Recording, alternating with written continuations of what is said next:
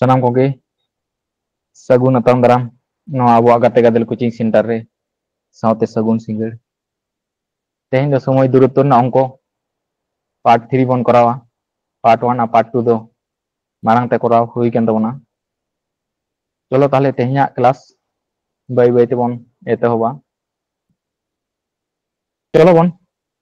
ᱟᱵᱚ যেহেতু মাᱲাᱝ তে পার্ট 1 পার্ট 2 বন করাও কাদা তবে পার্ট 3 ᱨᱮᱱᱟᱜ অঙ্ক ᱠᱚ ᱟᱵᱚ ᱫᱚᱵᱚᱱ ᱠᱚᱨᱟᱣᱟ তাহলে ᱚᱱᱠᱟᱱᱟᱜ লেভেল হিসাব ᱜᱮ ᱛᱟᱦᱮᱱᱟ ᱥᱟᱱᱟᱢ ᱠᱚᱜᱮ ᱧᱮᱞ ᱧᱟᱢ ᱫᱟᱯᱮ ᱛᱚ ᱧᱮᱞ ᱧᱟᱢᱚᱜ ᱠᱟᱱᱟ ᱦᱳᱭ ᱧᱮᱞᱚᱜ ᱠᱟᱱᱟ ᱟᱪᱪᱷᱟ ᱱᱚᱣᱟ ᱫᱚ 1 নম্বর ᱠᱩᱠᱞᱤ ᱠᱟᱱ ᱛᱟᱵᱚᱱᱟ চলো বন ᱧᱮᱞᱟ তাহলে ᱪᱮᱫ ᱢᱮᱱᱟᱜᱼᱟ ᱱᱚᱰᱮ মেনদা একটি মেল ট্রেন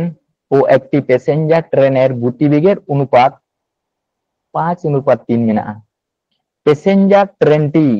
3 ঘন্টায় 90 কিমি গেলে মেল ট্রেনটি 3 ঘন্টায় কত কিমি দূরত্ব অতিক্রম করবে নন্ডে দো হাं নোয়া কুকলি এম কাদায় তাহলে चेल का बन करावा नोंडे जहां ऑल मेना ओना बन करावा मिटंग दो मेना मेल ट्रेन और मिटंग दो पैसेंजर ट्रेन नुकिना गतिवेग रना स्पीड रना अनुपात मेना 5:3 बेस नोआ दो चेत कना स्पीड रना अनुपात माने गतिवेग रे अनुपात अच्छा তাহলে গতিবেগ মানে আবো চেক বন বাড়ায়া লাহাতে বন করাও লেদা গতিবেগ সমান দো চেক কানা একটু লেতে বন পেছে আচ্ছা समीर मिश्रा ऑप्शन बी लेते बन ठीक गया তাহলে গতিবেগ সমান আবো চেক বন বাড়াই লেদা গতিবেগ সমান দো হুয়ুগ কানা ডিস্টেंस বাই টাইম अच्छा नोडे दो इन तीन ऑलदा टाइम कना अदो ओना गे हा बैसिया ताले डिस्टेंस तिना मेना डिस्टेंस मेना 90 और टाइम मेना नोडे दो टाइम मेना 3 घंटा ताले 3 ते 9 बन भागेया ताले 3 त्रिसांग हुयुग कना 90 ताले 90 किमी पर आवर नोआ दो ओकोया गतिवेग मेना पैसेंजर ट्रेन टीर माने पी ना नोआ पैसेंजर ताले पैसेंजर ट्रेन ना गतिवेग मेना 30 किमी पर आवर मेनखान नोडे दो अनुपात हिसाब ते मेना 3 ताले नोआ 3 गे कना 30 ताले 1 यूनिट ना मान दो हुयुग कना 3 दो से 30 माने 10 अच्छा ताले नोआ मेल ट्रेन ना गतिवेग दो तिना हुयुग ताले नुई संगे जखन 10 ए गुण कना ताले नुई संगे हो 10 ए गुणुआ ताले हुयुग 5 10 50 50 किमी पर आवर ताले मेल ट्रेन ना गतिवेग दो हुयुग कना 50 किमी पर आवर ताले मैं 3 घंटाয় কত কিমি দূরত্ব যাবে তাহলে 3 ঘন্টারে তিনে চলা তাহলে দূরত্ব সমান গতিবেগ ইনটু টাইম তাহলে টাইম দো 3 কেনা তাহলে 300 3 5 15 তাহলে 150 কিমি দূরত্ব চলায় তাহলে অপশন বি নোয়া হুই কান তাবনা সঠিক आंसर যাহা কো পেলে লে তাবনা সঠিক পেলে কা তাবনা সানাম কো বুঝা জাম কেদা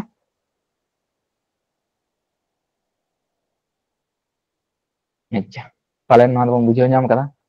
चलो ताले दोसरा कुकली बन नेला चेत मेना अच्छा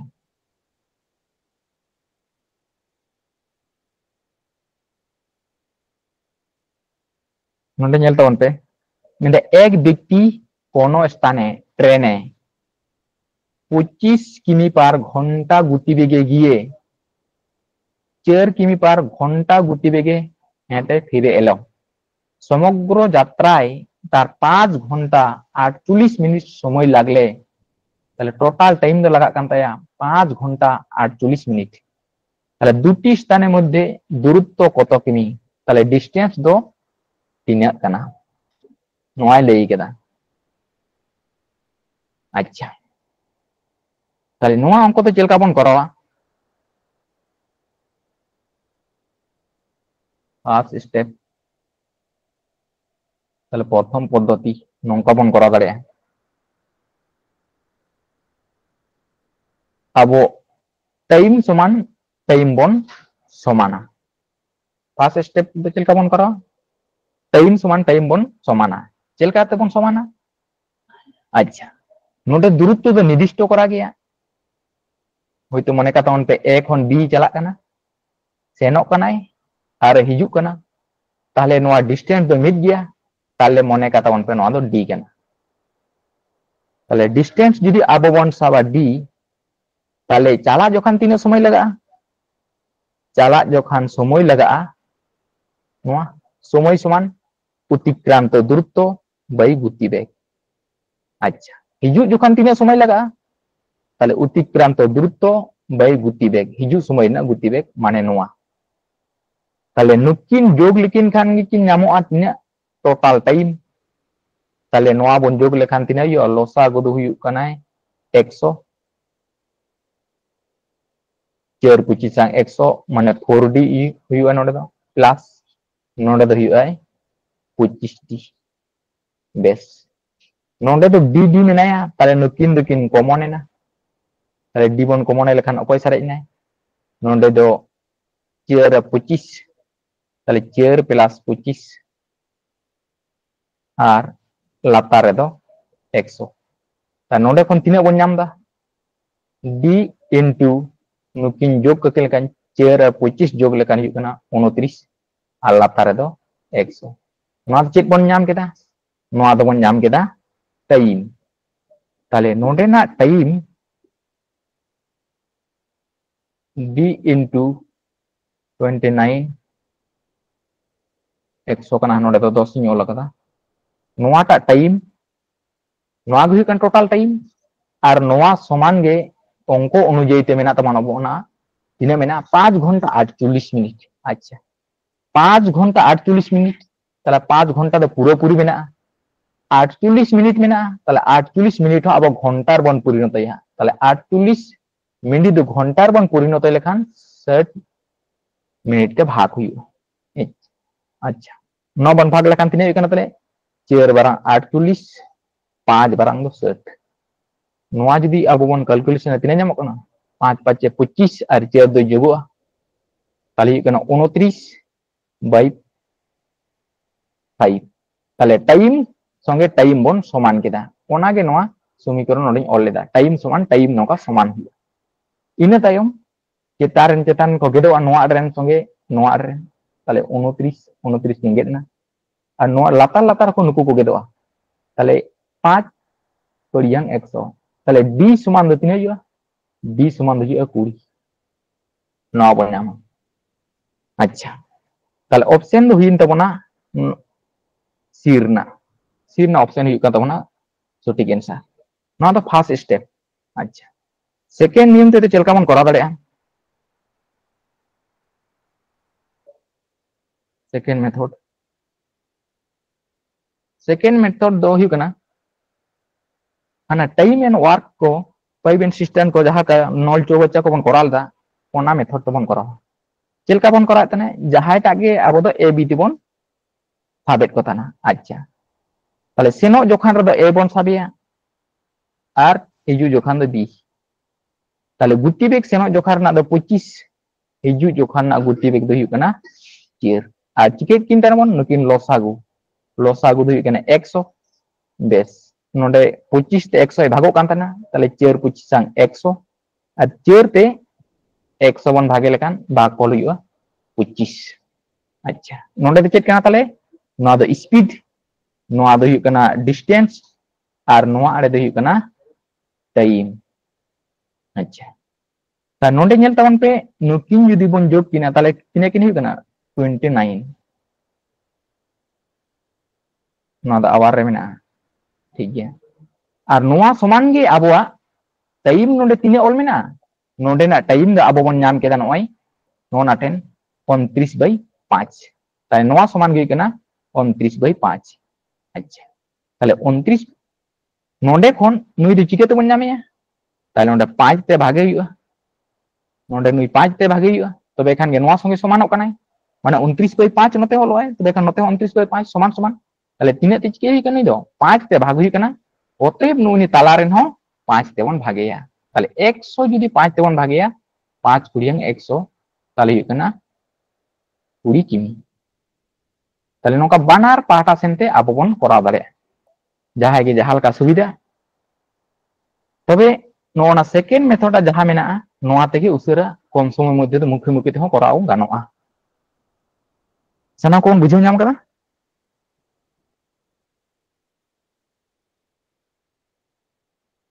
ठीक गया अच्छा बुझाव नाम कदा बन तो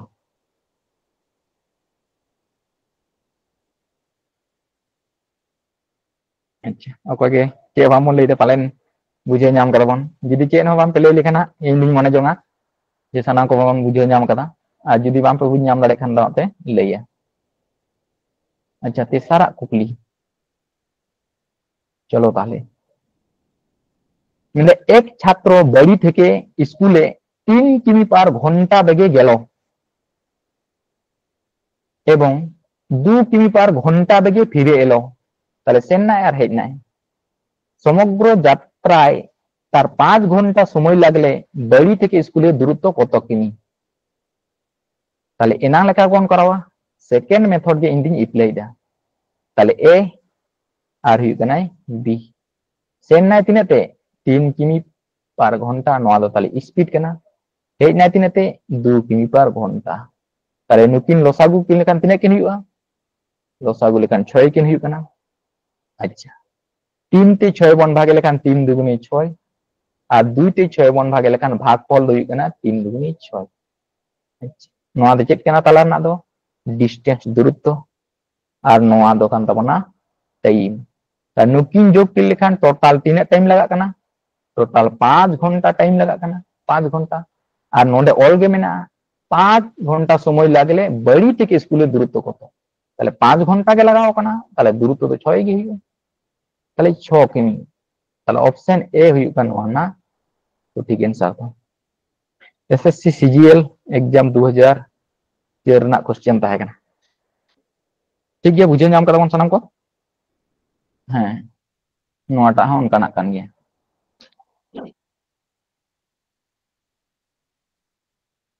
তাহলে চেয়ে লেই কেনা এক ব্যক্তি 4 কিমি পার ঘন্টা গতি বেগে গেলে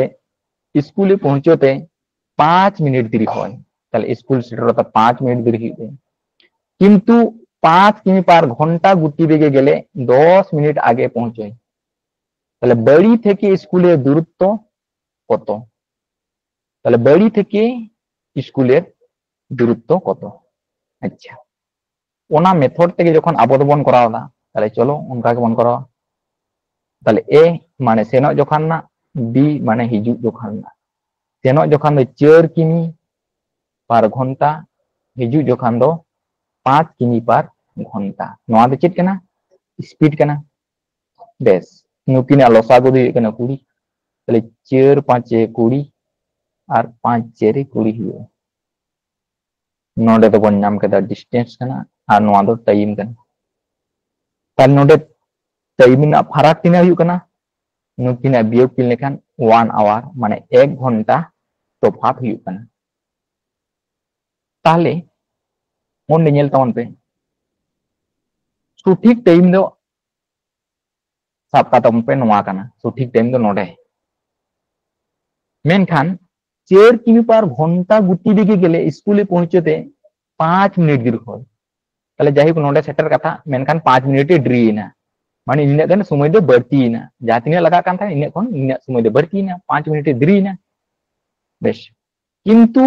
5 किमी पर घंटा गुटी बेगे गेले 10 मिनट आगे पहुंचाई नोआ 5 किमी पर घंटा गुटी बेगते सेन लेनखान नोआ जहां टाइम कना असल टाइम ओना कोन 10 मिनट आगे रे सेटरो कना है ताले नुकिना टाइम ना पार्थक्य तिना नोडे खन नोडे 10 और नोडे खन नोडे 5 ताले नुकिन जोग किन लेखान तिने किन हुई कना 15 किन हुई कना ताले नोआ ना तफात समान गे हुई कना 15 मिनट अच्छा नोडे जोखन मिनिट मेना और नोडे दा आवर मेना ता नुकिन दो बन समान किना ताले 1 घंटा माने दो हुई कना 60 मिनट समान नाय ताले नोडे 60 मिनट मेने चिकेते 15 मिनट बन अगुइया ताले तिनेते भाग हुआ 4 ते भाग हुआ ताले नोडे 4 ते भाग हुआ ताले नोंडे जहाय मेनाया नुई हो चेयर तेगे भाग का हुआ ताले कुड़ी दो चेयर तेबन भाग गया चेयर पांचे कुड़ी ताले हुआ ना 5 किमी दूरत्व ऑप्शन ए हुआ kan तबना तो ठीक आंसर दा बुझे नाम करना सांग तो ले तबन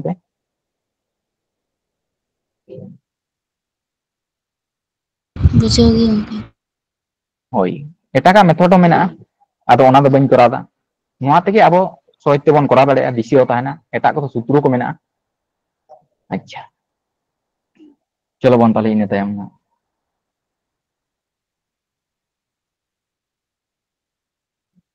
मिस साथे बन करावा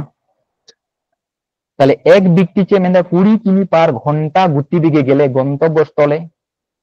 40 मिनट देरीते पहुंचे किंतु 25 किमी पार घंटा गति दिगे गेले पहुंचते 10 मिनट देरी करे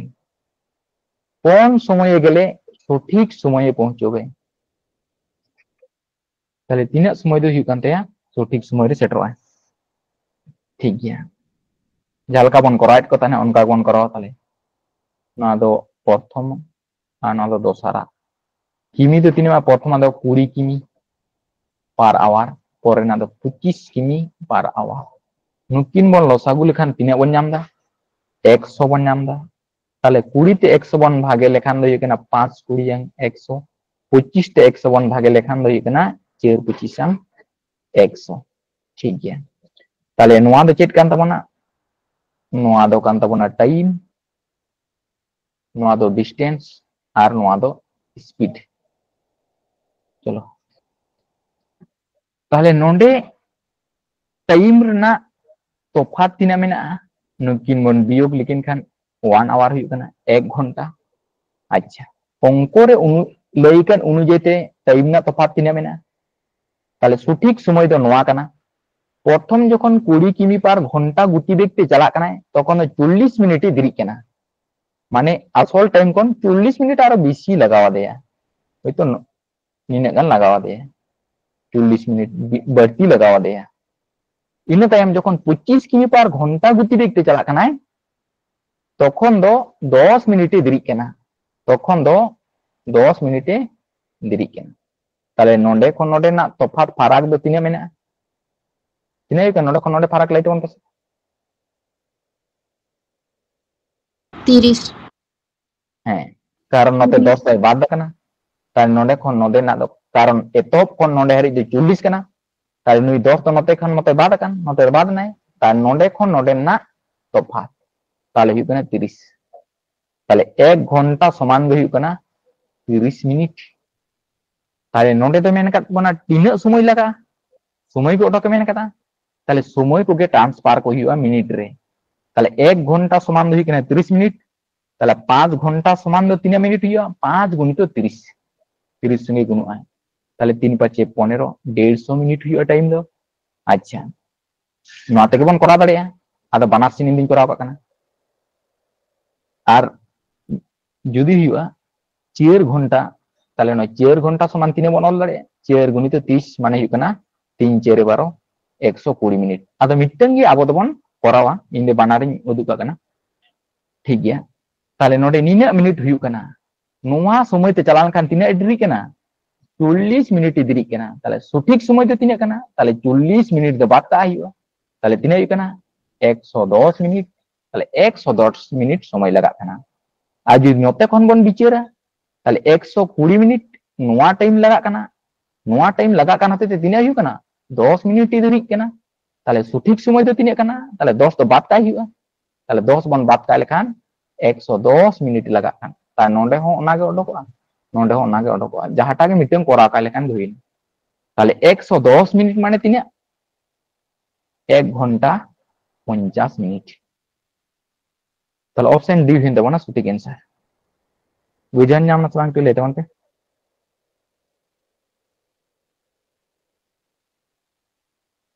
बुझाओ कना अच्छा ठीक गया चलो बन ताले निये टाइम रे ना 6 नंबर ना कुकली मेंदा एकटी ट्रेन ए स्टेशन থেকে बी स्टेशन 4 ঘন্টায় এবং অপর একটি ট্রেন বি থেকে এ স্টেশন 8 ঘন্টায় অতিক্রম করে। তারা একই সময়ে স্টেশন দুটি থেকে পরস্পরের দিকে যাত্রা করলে কত সময় পরে মিলিত হবে? তাহলে ননকা ডিস্টেंस দো মেনা। তাহলে এ স্টেশন আর নোয়া দো হুয়ুগ কানা বি স্টেশন। তাহলে চেদ লেকা নডে দো ए स्टेशन থেকে बी स्टेशन मिटेंग दो 4 घंटा चलाते समय लगावे कना और मिटेंग दो अपर स्टेशन बी खन ए हिजुते प्रथम रे 4 घंटा लगावे कना नोते रे जहां चला कन दो और जहां बी खन ए से हिजु कना उनी दो 8 घंटा लगाव कना। त नोआ दो चेद कना नोआ दो टाइम कना। তাহলে মানে তারা একই সময় স্টেশন দুটি থেকে পরস্পরের দিকে যাত্রা করলে ওনা থেকে নুই দো নতে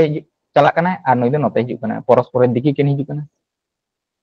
তাহলে যাত্রা করলে কত সময় পরে মিলিত হবে? তাহলে কত সময় পরে মিলিত হবে? তাহলে নোয়া ডিস্টেন্স যখন কিন কভারা তখন গে নুকিন দুকিন মিলিয়া কারণ নুই হম কিছু দূর হিজুয়া আর নাই হম কিছু দূর হিজুয়া। তাহলে নোয়া ডিস্টেন্স পুরোপুরি যখন গে আকিন বানা হর তিকিন কভারা उन समय गे आकिन दुकिन मेसा। अच्छा ताहले नोआ पद्धति जखन तेहेन बन करादा ताहले नोंका गे बन करावा। ताहले ए आर बी ताहले प्रथम रेन दो टाइम दो तिने लगाए कना 1.5 घंटा नोआ दो टाइम कना। दोसार रेन दो तिने समय लगाए कना दोसार रेन दो 8 घंटा समय लगाए। नुकिन जुदी बन लसागु किना ताहले हुयुग कना 8 हुयुग कना। ताहले 4 दुगुना 8 नोंडे भाग काय लेखान আর নন্দে দহি কনা 8 থেকে 8 তাহলে নোয়া দো হিন তাবনা আবো ডিস্টেন্স আর নোয়া রে যাহা বন নাম কেরা নোয়া দো স্পিড যেহেতু নোডে টাইম মেনা তাবন। ইনা টাইম মেনদা তাহলে সময় তিনে লাগাও কিনা আকিন বানা হর মেসাতে। তাহলে নুকিনা স্পিড টোটাল তিনে কানা 2 আর 1 के 3 তাই নোয়া 3 স্পিড তে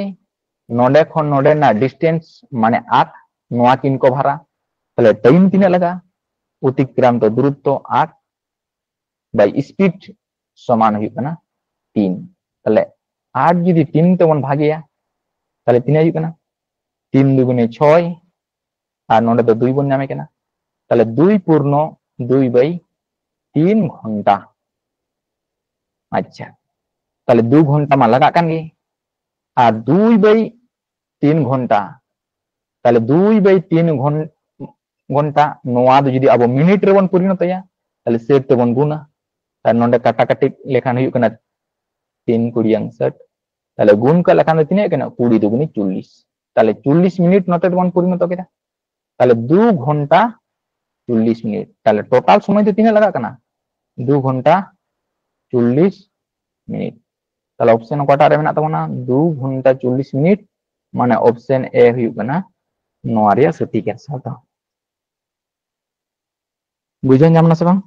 একটু লেতে বন পে। अच्छा निंदे हरिक ते जुदी पे बुझाव नाम का तबना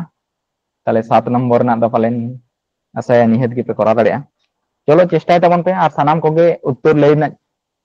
चेष्टा तबन पे भूलु ठीक ओना दो आलादा कथा मेनकान चेष्टा गे हुई कना मारांग। चलो नोआ कटी सानाम कोगे कराव ना चेष्टा तबन पे ताले नोहा उनका के बन करावा ताले ए আর हुई कना बी। একটি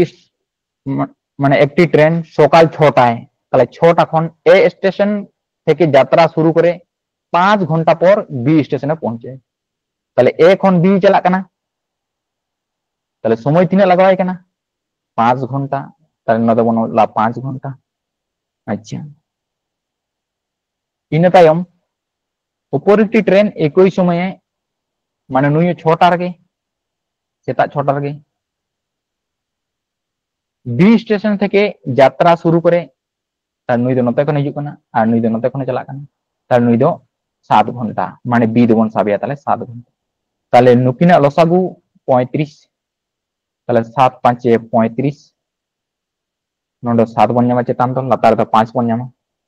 बेस ताले नोडे तिरकिन को बारा ताले नुकिना टोटल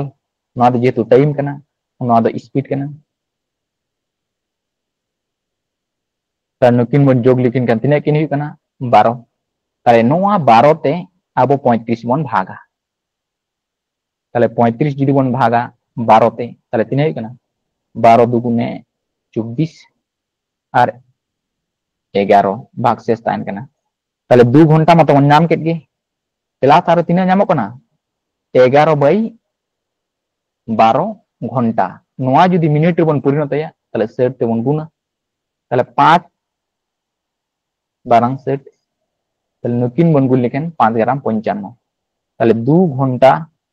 55 मिनिट हुई कान तबना ताले ऑप्शन डी गे हुई कान तबना चिकते छोटा रे उनकिन किन स्टार्ट कदा ताले छोटा खन 12 घंटा लगाओ कना माने 7 8 टा बजावना 8 टा साथे आरो 55 मिनिट ताले ओनाते 8 टा 55 मिनिट हुई कना ताले ऑप्शन डी ओनाते हुई कान तबना सटीक आंसर चलो इन तायम 8 नंबर नाम को नोटा अंक बन कराव लगे मेंदे दुटी ट्रेन একই সময়ে এ থেকে বি তে এবং বি থেকে এ এর উদ্দেশ্যে যাত্রা শুরু করে আচ্ছা এ আর বি মিটাং দো নতে হিজুগ কানাय আর মিটাং দো নতে হিজুগ কানাय তারা তাদের সাক্ষাতের পর তাহলে নতে রেকিন সাক্ষাৎ না নতে রেকিন মিসাল না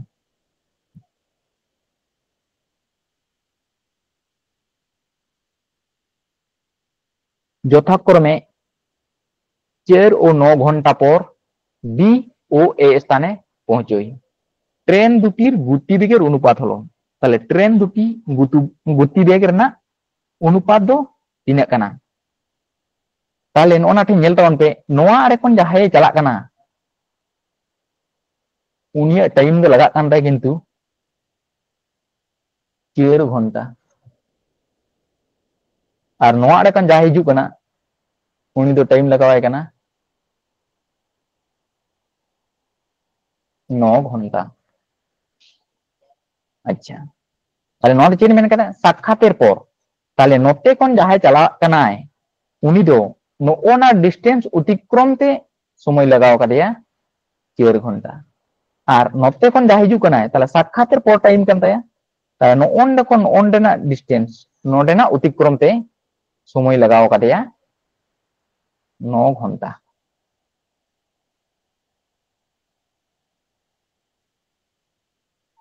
ketika ñel tawon pe bister to ñot tin leida a chikete shortcut hi kana leyabon তাহলে মনে কা তাবন পে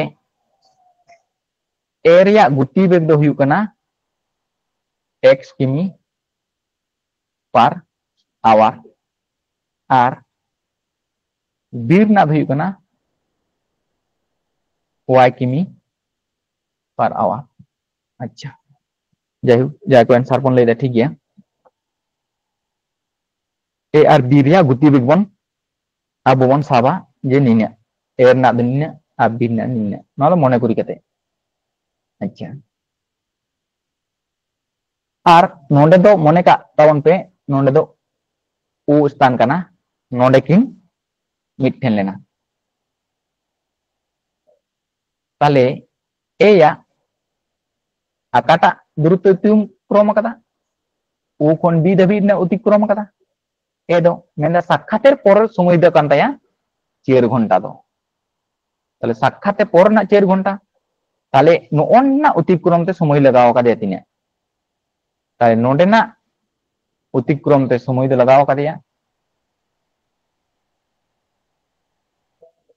নোডে মেনা 4 ঘন্টা তাহলে নোনা ওবি না ডিস্টেন্স তাহলে ওবি সমান গে তিনা বন নামা তাহলে ওবি নোয়া দূরত্ব সমান চেক বন বাড়ায় আবো time into speed time into speed তাহলে টাইম দো তিনা কান তাবনা টাইম দো কান তাবনা নোডে না ᱚᱝᱠᱚ ᱚᱱᱩᱡᱟᱭᱤ ᱫᱚ ᱟᱫᱚ ᱵᱟᱹᱧ ᱠᱚᱨᱟᱣᱫᱟ ᱤᱧ ᱫᱚ ᱮᱴᱟᱜᱟᱜ ᱤᱧ ᱥᱟᱵ ᱠᱟᱜ ᱠᱟᱱᱟ ᱛᱟᱦᱞᱮ ᱢᱚᱱᱮ ᱠᱟᱛᱟᱵᱚᱱ ᱯᱮ ᱱᱩᱭ ᱫᱚ ᱞᱟᱜᱟᱣ ᱟᱫᱮ ᱛᱟᱦᱮᱱᱟ A ᱟᱨ ᱱᱚᱰᱮ ᱫᱚ ᱴᱟᱭᱤᱢ ᱫᱚ ᱞᱟᱜᱟᱣ ᱟᱫᱮ ᱛᱟᱦᱮᱱᱟ B ᱢᱟᱱᱮ ᱢᱚᱱᱮ ᱠᱟᱛᱮ ᱤᱧ ᱥᱟᱵ ᱠᱟᱜ ᱠᱟᱱᱟ ᱛᱟᱨᱯᱚᱨ ᱪᱤᱠᱟᱹᱛᱮ ᱠᱚ ᱦᱩᱭᱩᱜ ᱠᱟᱱᱟ ᱞᱟᱹᱭᱫᱟᱹᱧ ᱛᱟᱦᱞᱮ ᱱᱚᱰᱮ ᱠᱷᱚᱱ ᱛᱟᱦᱞᱮ ᱴᱟᱭᱤᱢ ᱫᱚ ᱦᱩᱭᱩᱜ ᱠᱟᱱ ᱛᱟᱭᱟ A আর স্পিড ᱫᱚ ᱦᱩᱭᱩᱜ ᱠᱟᱱ ᱛᱟᱭᱟ A ᱨᱮᱱᱟᱜ ᱫᱚ x তা নুকিন গুণ কাকিন লেখান ᱪᱮᱫ ᱠᱤᱱ ᱦᱩᱭᱩᱜᱼᱟ তাহলে OB সমান হᱩᱭᱩᱜ ᱠᱟᱱᱟ AX ᱱᱚᱣᱟ ᱦᱩᱭᱩᱜᱼᱟ ᱰᱤᱥᱴᱮন্স ᱟᱪᱪᱷᱟ ᱤᱱᱟᱹ ᱛᱟᱭᱚᱢ ᱚᱸᱰᱮ ᱡᱩᱫᱤ B ᱵᱚᱱ ᱧᱮᱞᱟ তাহলে B ᱟᱜ ᱫᱚ ᱚᱠᱟᱴᱟᱜ ᱫূরত্ব অতিক্রম ᱠᱟᱫᱟᱭ ᱱᱚᱜᱼᱚ ᱱᱟ AO তাই নোয়া ডিস্টেন্স দো তিনা দূরত্ব কানা তাহলে দূরত্ব সমান বন আবো বন বাড়ায়া টাইম ইনটু স্পিড তাহলে টাইম দো নুইয়া দো তিনা বন সাব কাতে নুইয়া দো b আর স্পিড দো হুᱭᱩᱜ ᱠᱟᱱ ᱛᱟᱭᱟ y তাহলে নোয়া দো ᱦᱩᱭᱱᱟ by নোয়া দো চেত কানা নোয়া বন অড়ᱚᱠ কেদা নোয়া না দূরত্ব আর নোয়া দূরত্ব নেডের বুঝো ñam না সে বাঞ্চে ইন লেই চো কেদা মেনতে কেটি ইন লেই তবন ᱯᱮ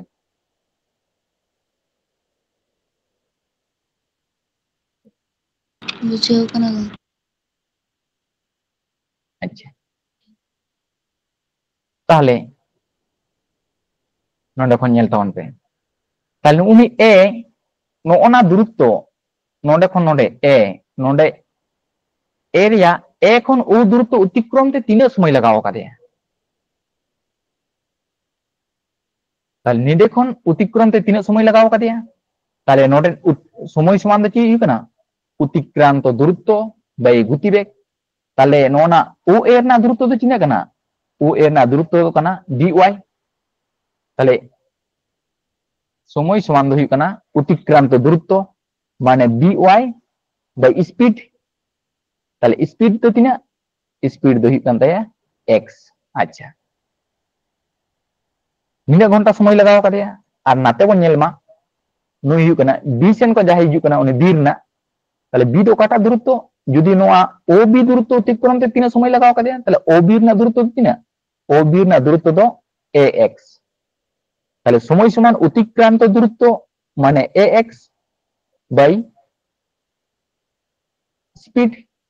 তাহলে স্পিড দো তিনা আবো বন সাব কাদা y আচ্ছা আর নুকিন দুকিন সমানক কানা তা নুই হো নোডে খন তিনা সময় লাগাওয়াই কানা নুই হো উনা সময় গে লাগাওয়াই কানা চেলকা মিট সাথে কিন্তু নুকিন দুকিন এতব কাদা এ হো ওনা সময় রেগে এতব কাদা বি হো ওনা সময় রেগে এতব কাদা তাহলে নোডে যখন কিন আকিন কিন তালার কিন ñapaমেনা তখন বানা হড়া মিট গে সময় দহি তাকিনা নুইয়া নোডে হিজুতে ইনা গে সময় লাগা আর নুইয়া ইনা গে সময় লাগা তাহলে ওনা হতেতে নোয়া হো সময় কেনা আর নোয়া হো সময় কেনা ওনাতে নুকিন দেবন সমান এট কিনা বুঝে ñam না সে বা নোডে লে দেবন পে যেহেতু মিট সময় রেগে কিন এতব কাদা তাহলে নোডে খন নুইয়া চালাতে ইনা গে সময় লাগা নোডে খন নুইয়া চালাতে হো ইনা গে সময় লাগা ওনা হতেতে নুইটা সময় সমান নুইটা সময় বন সমান কেট কিনা বেশ ইনা তাইম চেলকা বন বাড়ায়া গুনা গুনি কো গুনুआ তা নুকিন সঙ্গে গুণ লেখা না দো হুᱭᱩᱜ ᱠᱟᱱᱟ a ᱫᱚ a গে x গুণিত x মানে x রেন a স্কয়ার হুᱭᱩᱜᱼᱟ তারপর নুকিন যদি কুনা কুনি বন গুণা তাহলে হুᱭᱩᱜ ᱠᱟᱱᱟ b আর y স্কয়ার হুᱭᱩᱜ ᱠᱟᱱᱟ আচ্ছা তাহলে মিড আরে যদি গুতি বেগ বন আগু কিনা তাহলে s স্কয়ার নুই গুতি বেগ কানায় আর y স্কয়ার নুই হো গুতি বেগ কানায় তাহলে b দো নোডে গে মেনায়া আর নুই a দো নতে তে চেটা কাতে তা কানায় গুণ কাতে নাতে দ হেজ নাই ভাগ কাতে ওনাতে থেকে নোডে y দো গুণ কাতে তা কানায় ভাগ কাতে হেজ কানায় লাতার রে বেশ তাহলে নতে দো বর্গমূল মানে বর্গতে মেনা তা নাতে তে চেল কাতে চালা যদি x আর y বন ওলা তা নাতে দো বর্গমূল হিসাব তে হিজুआ নতে বর্গ তাহলে কান নতে দো বর্গমূলआ তাহলে b বাই a সমান চেলকা বন অল দাড়ে কিনা কিনা আলাদা আলাদা রুট বন অল দাড়ে কিনা তাহলে b বন অল দাড়েয়া আর নোয়া চেতান লাতার ভগ্নাংশ দো আবো অনুপাত বন অল দাড়েয়া তাহলে a বন অল দাড়েয়া তাই নোয়া দো চেদ বন ñam কেদা গুতি বেগ রেয়া অনুপাত তা নুকিন দুকিন গুতি বেগ কেনা তাহলে x আর y গুতি বেগ নোয়া গুতি বেগ না অনুপাত দো তিনে বন ñam কেদা তাহলে b আর a না তাহলে আবো ñel তাউন পে টাইম চেলকা লাগা কান থায়না যাহা গুতি বেগ जहाँ गतिवेग ताहे कना ओना रिया अपोजिट हुईना माने जहाँ गतिवेग ताहे कना ओना रिया अपोजिट कते वर्गमूल गे हुयु कना उनकिना दो माने समय साथे माने जखन गतिवेग मिमितेन आबो बन ओडोका ताले जहाया नोडे ओल ताहे कना टाइम उनकिन दुकिन अल्टरनेटो कना नोडे नेल तानते नोड एया डोको टाइम ओल ले पेसे ए दो नाम लेदा नुई बड़ो एरना टाइम नुया आर नुई बीरना टाइम दो तिना बन नाम लेदा बड़ो बीरना टाइम माने नोते कोन जाय प्रथम सेन कोने चला कना उनिया टाइम दो तिना लगा कान ताना नुई छोटा ए ताले नोडे बन नेल मा छोटा ए दा कार हेनाय मुचित सेन हेजना माने नुकिन दिकिन बदल कना नुइरेन टाइम आर उनिरेन टाइम गतिवेग रे दिकिन अदल बदल कना आर उनकिरेन वर्गमूल किन हुयु कना ताले नोडे नेल तावन पे ए रेन दो हुयु कना 4 टाइम हुयु कना आर बी रेन दो हुयु कना 9 टाइम ताले नुकिन गतिवेग ना अनुपात दो चिरिया नुकिन किन अल्टरनेटोआ जेबन नोडे ए बी ताहे कना ताले बी ए ना ताले नोडे हुकिन अचुरुआ प्रथम दो 9 हिजुआ आर परते दो को हिजुआ परते दो हिजुआ 4 हिजुआ नुकिन चेक करा हिजुआ वर्गमूल करा हिजुआ ओना के नोडे बन नाम कादा जे नोंका काते नोआ सूत्र दो हिजु कना आदो नोंकाना अंक जखन बन नेला जे टाइम ना ताहेना जे साक्षातेर पर ना टाइम ताहेना ताले गतिवेग रना अनुपात दो हुआ उनकिना माने अपोजिट ना वर्गमूल जेमन नुई दो 4 दो परेते ओलवाय आर 9 दो लाहाते ओलवाय ताले ओना तेगे 9 दो लाहा बन ओल केदिया 4 दो परे बन ओल केदिया ताले नोआ ना वर्गमूल दो तिना हुआ 3 रेन वर्ग कनाय ताले 3 हुआ आर नोडे दो बारिया 2 माने हुआ 2 ताले 3 अनुपात 2 ताले ऑप्शन बी हुआ नोआ ना सठिक आंसर आदो नोंकाना कुकली हेज लेनखान आबो दो शॉर्ट तेदो नोना को सुदु बन ओला नोआ को दो चेद बामन ओला बुझे नामा सलांग तुले तबन पे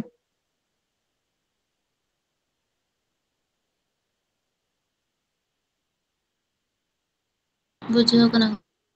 होई ठीक गया चलो बन ताले 9 नंबर ना बन करावा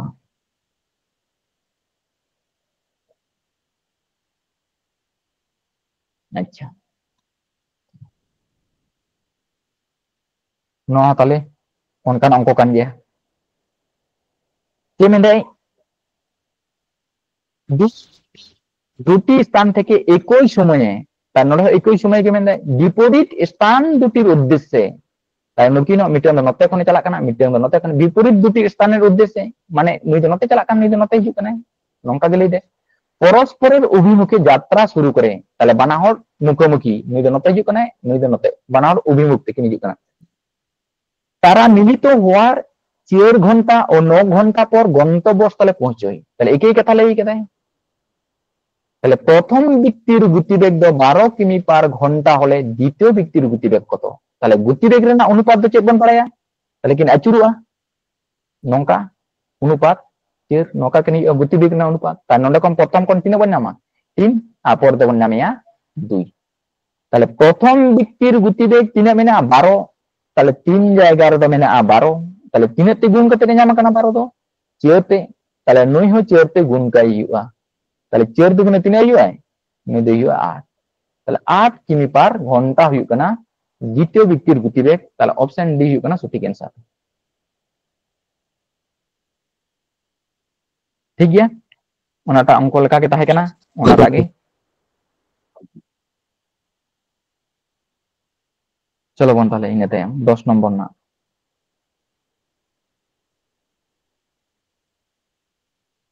नोहा उनका टाइप आगे मुचिर रे नासेना काटिगन बदल मेना नेलता उनते दुई व्यक्ति दुटी स्थान থেকে একই সময়ে বিপরীত স্থান দুটির উদ্দেশ্যে পরস্পরের অভিমুখে যাত্রা শুরু করে তারা মিলিত হওয়ার 9 ঘন্টা ও 16 ঘন্টা পরে গন্তব্যস্থলে পৌঁছয় প্রথম ব্যক্তির গতিবেগ যদি 16 কিমি পার ঘন্টা হলে স্থান দুটির মধ্যে দূরত্ব কত তাহলে স্থান দুটির না দূরত্ব নলে দিলে এই কথা 3 আইবা তাহলে আবো তো অঙ্ক বন করা তাহলে গতিবেগ রেনা অনুপাত দো 3 আইবা তাহলে 16 রেন বর্গমূল প্রথম বন করায়া আর 9 রেন বর্গমূল বন করায়া ইন দো নকা ñolda মেনখান আবো দো পরীক্ষার তো ওনা মুখে মুখে তো বন করা ওটা কারণ 4 4 16 হইবা আর 3 3 9 হইবা বেশ ताले प्रथम व्यक्तिर गतिवेग मेना तिना 16 ताले चेयर जायगा रे दो नोंडे आबो बन नाम दा 16 तिना ते गुण कना चेयर ते गुण कना ता नोते हो तिना ते गुण आय नोते हो चेयर ते गुण गुनिया ताले चेयर तिने 12 ताले नुया गतिवेग दो हुयु कान ताया 16 और नुया गतिवेग दो हुयु कान ताया 12 ताले अतिक्रांत दूरत्व समान आबो चेक बन बाड़ाया स्पीड इनटू टाइम ताले स्पीड इनटू टाइम ताले नुई प्रथम दिक्तिया स्पीड दो हुयु कान ताया 16 ताले टाइम दो तिना लगाव कादेया टाइम दो नोंडे बन नेलदा 9 घंटा लगाव कादेया प्रथम दो ता 9 संगे बन गुना ताले टोटल डिस्टेंस तिना है अतिक्रम दा ओना बन नामा इना तायम नोते दो 16 घंटा ओकय लगाव कादेया पोरे रेन कनाय ताले 16 घंटा दो नुईटे लगाव कादेया ताले नुया दूरत्व अतिक्रम दो तिना अतिक्रम कदा ता नोआ अतिक्रम कदा और नोआ बानार दबन आबो दबन जोगा नोआ बानार डिस्टेंस दो तबे खान गे टोटल डिस्टेंस बन नामा आकिन बानार ते तिने किन कभार करा ता नोडे बन गुण लेखान तिना इकना 6 नंग 54 9 के 9 और 5 14 इकना 144 अच्छा और नोआ बन गुण लेखान तिना इकना 192 ता नुकिन जुदी बन जोग किना ताले इकना 6 13 और 3 ताले 336 किमी ताले टोटल डिस्टेंस दो बानार तेकिन अतिक्रम कदा तिना 336 किमी ताले स्थान दुटिर मध्य दूरत्व दो इकना 336 किमी बुझे नाम ना सलांग तु लेता पे बुझाव करा को अच्छा चलो बन इन तायम ना 10 नंबर 11 नंबर ना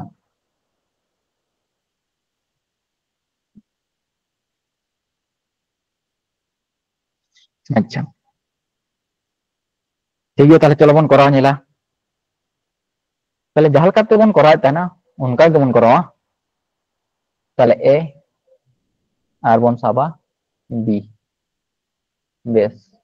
प्रथम ना स्पीड दो तिना कना ताले 24 किमी पर आवर तार परे ना स्पीड दो तिना कना 30 किमी पर आवर नुकिन जुदी बन लसागो किना ताले तिना हुआ लेते बन पे तिना हुआ नुकिन लसागो 120 अच्छा नुकिन बन लसागो लेकिन खान हुआ कना 120 ताले 24 ते जखन 120 बन भागेया ताले भागफल दो बन नाम दा 5 और 30 ते जखन 120 बन भागेया भागफल बन नाम दा 4 ताले टाइम ना नोआ दा टाइम कना ताले टाइम ना तफात तिना इकना फराक ताले फराक दो हुयु कना 1 घंटा किन फराका टाइम ना तफात दो हुयु कना 1 घंटा और अंको अनुयायी समय ना तफात तिना मेना ताले अंको अनुयायी प्रथम दो मेना पहुंचते 5 मिनट देरी होय ताले नोडे जुदी ताहे कना ताले 5 मिनट देरी कना और 30 किमी पर घंटा दे गेले 5 मिनट आगे माने 6 मिनट आगे पहुंचे ताले 6 मिनट आगे सेटरो कना मूल टाइम खन ताले नोडे सेटरो ता नुकिना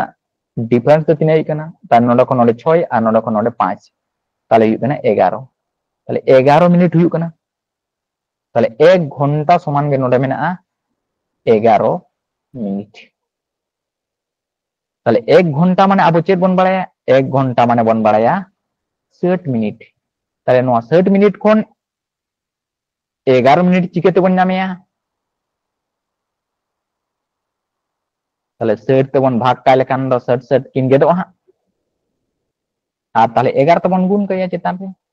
माने 11 बाई 60 ते गुण हुयुआ ताले नोआ जखन निने ते बन गुण इदा ताले नुई ताला रे जहाय मेनाया दूरत्व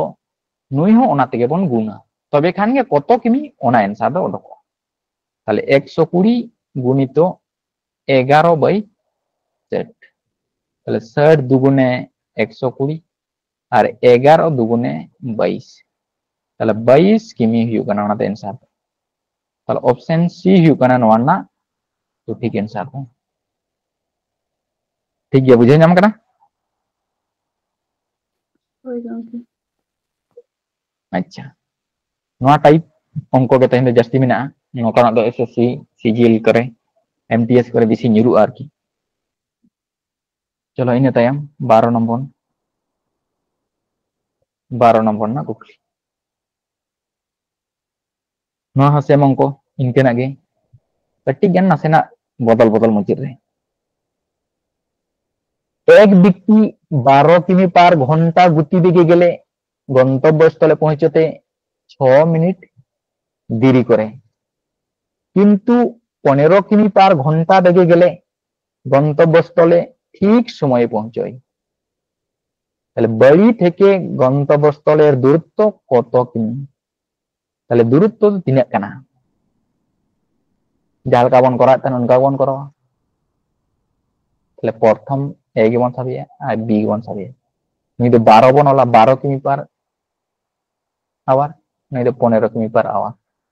বেশ নুকিনা লসাগু বন করা তাহলে নুকিনা লসাগু দিবি কানা সেটি লসাগু বন করা লেখান দো তাহলে যদি 12 তে সেট বন ভাগিয়া তাহলে এখানে 5 বারাং সেট আর 15 তে যদি আবো সেট বন ভাগিয়া তাহলে এখানে 4 বারাং সেট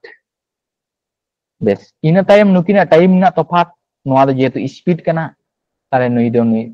টাইমে হইবা তাহলে টাইম না তফাৎ দো তিনা কানা নোডে হ 1 আওয়ার বন নাম দা টাইম না তফাৎ দো এখানে 1 ঘন্টা আর নাডে না টাইম না তফাৎ তিনা তাহলে নোয়া দো এখানে সঠিক টাইম তাহলে 12 কিমি পার ঘন্টা গতি বেগে গেলে গন্তব্যস্থলে পৌঁছাতে 6 মিনিট দেরি হয় তাহলে 6 মিনিটে দেরি কেনা যখন 12 কিমি পার আওয়ারতে চালা কানা কিন্তু 15 কিমি পার ঘন্টা বেগে গেলে গন্তব্যস্থলে ঠিক সময় পৌঁছাই মানে নোয়া টাইম যা কানা ওনা টাইম রেগে সেটরো কানা তাহলে নোডে কোন নোডে না তফাৎ দো তিনা হইবা তাহলে 6 গে তাহলে 6 মিনিট নোয়া মানে দো হইনা 6 মিনিট আচ্ছা তার নোয়া 1 ঘন্টা মানে বন বাড়ায়া 60 মিনিট তাহলে চিকেতে 6 মিনিট বন নামিয়া তাহলে নুই দো 10 তে ভাগে হইবা তবে কান গে 6 মিনিট বন নামিয়া মানে 60 বাই 10 মানে তবে কান গে 6 10 60 হইবা তাহলে 10 তো বন ভাগে কেনা তাই নোয়া তালারে ন 10 থেকে বন ভাগিয়া তবে কান গে দূরত্ব বন নামা তাহলে 60 বাই 10 মানে 6 10 এ সেট তাহলে 6 কিমি হইবা কানা দূরত্ব তো 6 কিমি তাহলে অপশন এ হইব কান তাবনা সঠিক অ্যানসার दा বুঝা যাম না সঙ্গ তুলে দনতে Hoi gongke. আচ্ছা তাহলে নকানা অঙ্ক কোন পরীক্ষা রে লেখান তো অঙ্ক কে যাতে আলাপে মিস্টেক তাবনা আর নকানা জাতি হিজু গিয়া যখন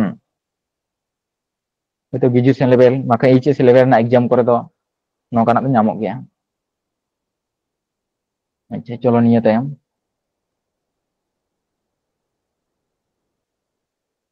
নোয়াটা অঙ্ক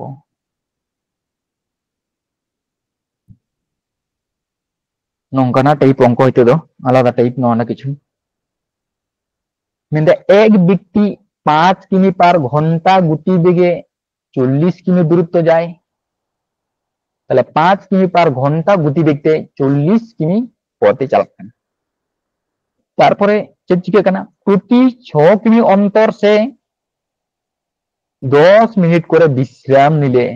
সমগ্র পথ যেতে তার কত সময় লাগবে হয়তো উনি তো বয়স্ক ᱧᱚᱜ তাহে কানা মাকা নেতার সিতুং দিন লেখা তাহে কানা ওনাতে প্রতি 6 কিমি অন্তর রে আজ 10 মিনিট কাতে রে জিরাক কানা আচ্ছা তাহলে তিনা সময় লাগাওয়া টোটাল তাহলে সময় সমান তিনা বন বাড়ায়া আবো টোটাল ডিসটেন্স বাই স্পিড তাহলে স্পিড তো তিনা কান তাবনা 5 তাহলে ডিসটেন্স দো কান তাবনা 40 স্পিড দো কান তাবনা 5 তাহলে তিনা লাগা 5 8 40 তাহলে 8 ঘন্টা নোয়া দো লাগা কানা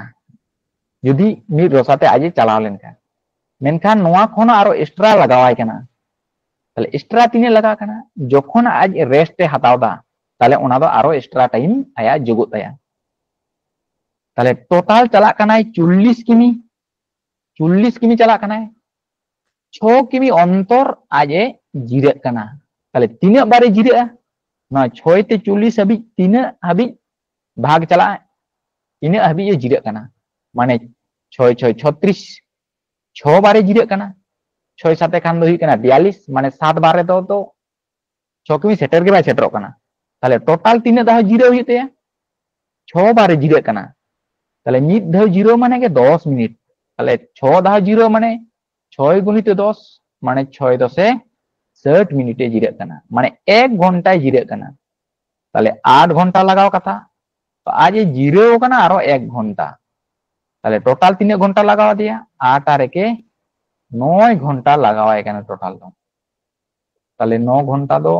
ऑप्शन सी रे मेना तबना ताले टोटल टाइम दो कना 9 घंटा बुझे नाम से बांग तुले तबन पे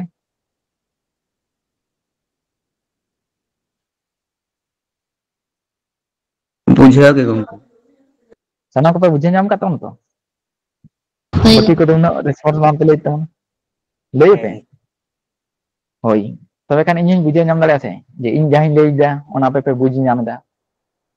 जहां बांग पे बुझ नाम दाले उनसे उनका के हारो लई हिवा अच्छा चलो बन ताले इन तायम 14 नंबर ना कुकली बेस उनका टाइप अंक कान गया नोडे हूं ताले समय समान दो चेक बन बड़ाया अतिक्रांत दूरत्व बाय गति बेग ताले टोटल अतिक्रांत दूरत्व दो नोडे तिना कना 55 किमी चला कना ताले 55 किमी डिस्टेंस और गति बेग दो कना 10 ताले टाइम दो तिना लगावाय कना ताले 10 ते 55 बन भागे लेकान हुई कना 5.5 आवर निना हुई कना नई बन भागे लेखान ताले नोआ समान दो 3 घंटा और 3 मिनिट एक ले तबन पे 5.5 आवर नोआ दो 3 घंटा 3 मिनिट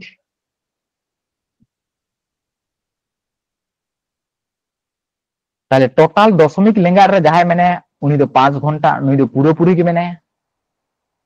और नोडे मैंने 5 माने नुई दो हाफ माने घंटा रे हाफ ताले 1 घंटा रे हाफ दो तिना 1 घंटा रे हाफ दो 30 मिनिट इन हेलो गिन ले लेदा जे नोनका ऑप्शन आधा करे कोमा हा ओना तो 50 मिनिट नि उनका ताहेना एटा करे ताले ओना तो आबो बन ऑप्शन रे बन लई दोका ओना माने 50 मिनिट मेनखान बांग नोआ 5 माने दो हाफ ताले 1 घंटा रे हाफ दो 30 मिनिट ताले नोआ समान दो हिना 1 घंटा 30 मिनिट ताले आज मिड रोसाते लिटर के चला लेखान नीना समय लगावाय कना मेनखाने जिरे कना ओनाते ते आरो टाइम दो आया जोगो कान ताया ताले तिने दहाय जिरे कना 55 किमी पथ चला हुई ताया 10 किमी अंतर जिरे ताले तिने बारे जिरे 5 10 50 माने 5 दहाय जिरे कना 6 बार रे दो 6 बार रे दो 60 जखन हुई को 60 किमी रे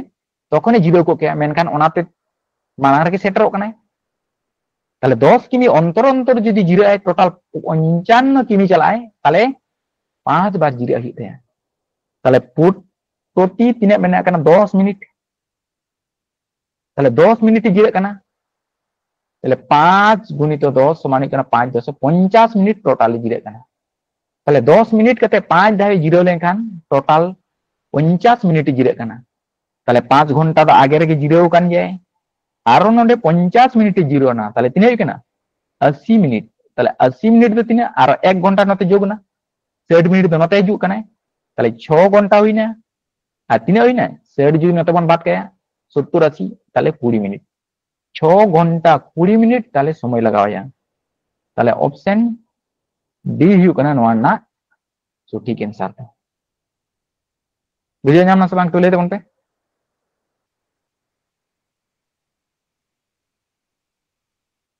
साराम कोटन क्लियर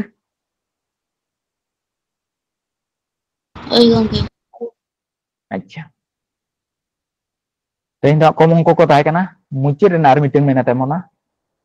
15 नंबर ना अंक नो आगे हा तेया मुचे अंक তাহলে একটি গাড়ি 48 কিমি পার ঘন্টা বেগে গিয়ে একটি দূরত্ব 10 ঘন্টায় অতিক্রম করে সে গতিবেগ কত বাড়ালে ওই দূরত্ব 8 ঘন্টায় অতিক্রম করবে তাহলে যাহা পদ্ধতিতে আবো বন করা তেনা অনকা বন করা তাহলে প্রথম স্পিড আর দোসরা স্পিড এ বি বন সাব কিনা তাহলে প্রথম স্পিড দুই কিনা 48 কিমি পার আওয়ার তাহলে নয় স্পিড আর নতে চিলি को नाम का नोडे ओडोके मेन काट बना उनिया गुति बेग दो तिना हुआ तबे खान और तिना बढ़ती केना ओना ओडोके मेन काट कोना डिस्टेंस बियोग अच्छा मिन और दीपुम को हा लई का तबना ऑप्शन डी ठीक गया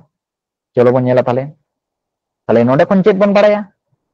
नोडे रो ताला दो कोई ताना नुकिना लोसागु मेन खान नोडे ते बनुया ताले टाइम नते बन नेला टाइम मेना তাহলে প্রথম 48 কিমি পার ঘন্টা বেগে গিয়ে একটি দূরত্ব 10 ঘন্টা অতিক্রম করে তাহলে নিয়া টাইম দো লাগাত কানা 10 ঘন্টা আর নিয়া টাইম দো লাগাত কানা 8 ঘন্টা নন্ডে বে টাইম তিনা লাগাত কানা 8 ঘন্টা